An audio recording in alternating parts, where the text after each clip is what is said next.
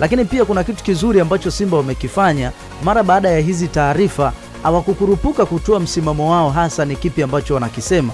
Walichokisema ni kwamba kwa sasa hivi tuna focus kwanza na huu mchezo wetu wa ugenini, alafu tukimaliza tutaangalia ama tutatoa taarifa rasmi kuhusiana na uwanja ambao tutatumia kwenye mchezo unaofuata. Na wale mashabiki ambao wananunua tiketi waendelee kununua kama kawaida.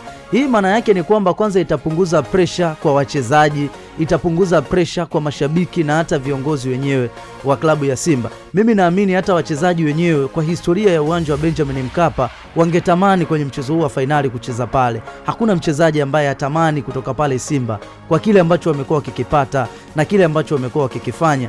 Kwa hiyo kufanya hivi ya kwamba kwa sasa hivi tu focus kwanza na huu mchezo wa kwanza ni jambo jema sana ambalo Simba wamelifanya. Wakimaliza hata kama wakatoa taarifa kwamba tunakwenda kwenye uwanja wa Benjamin Mkapa, lakini walau watakuwa wamecheza mchezo wao wa kwanza pale Morocco na wamepata kile ambacho wamestahili, wanakuja kucheza kwenye mchezo huu wa marudiano. Mimi ninachokiamini ni kwamba licha ya kwamba RS Berkane ni timu bora sana mbele ya Simba, lakini bado Simba wanayo nafasi ya kufanya kile kilicho bora pahala popote ambapo watacheza.